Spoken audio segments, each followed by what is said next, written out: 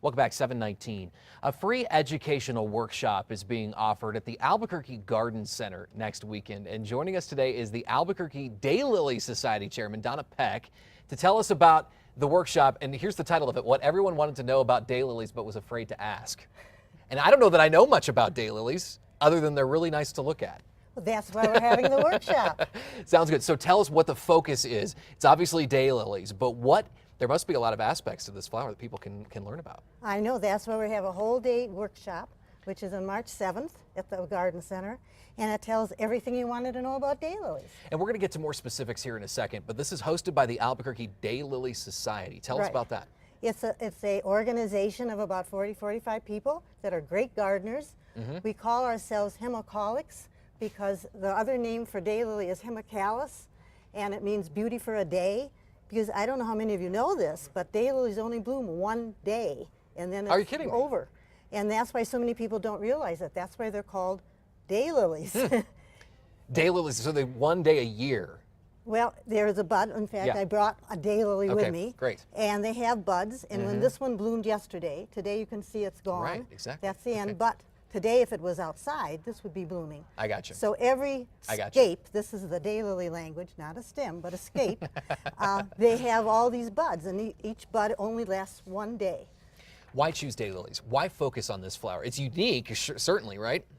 It's easy to grow. It really is, even in New Mexico. It does need sun, does need water, but once they get established, they'll grow. And as you can see, this one was actually sent from California because we don't have daylilies right now. Okay. The foliage, I don't know how much you can see, is beautiful. So a lot of the people that grow roses like to grow them just because the foliage is so graceful and beautiful. And the colors of the daylilies now are just amazing. I don't know, I grew up in Wisconsin and they had orange and yellow daylilies. I think I remember those too. Now they've got reds and purples and they have ridges and they have all kinds of things. Oh, I see they're showing some online that I had sent you. They're just all beautiful. And then it's fun to get to know the hybridizers, and this is the one person that'll be speaking at our workshop, because they work very hard to get something special in their daylily. What can visitors expect at the workshop, those that sign up? What am I going to learn besides what you're telling me about the colors and that kind of thing? To how to grow them. Great. What I brought here are things if you want to, a lot of people don't have a big backyard, so a lot of people actually grow them in pots. And we have two people on our panel, they'll be talking how to grow them in pots if you don't have a big backyard to grow them. I have 750 daylilies in my backyard, but I have a pretty big backyard. If you only have a small backyard but just want a few of them, get a nice big pot, get some good potting soil, some good alfalfa pellets that you can put in to give it nutrients, and it'll grow right in a pot. Now, I've heard, this fascinated me, and it's a question that we have listed here. Can you really eat this flower? Oh, wait till next segment. I'm going to show you, yes. Daylilies, actually, that's the way they were first made or first developed in China. That's all they did with them was eat them. They didn't use them for beauty. They took the buds and they sauteed them. And now, of course, I was just talking to some people on the daily side.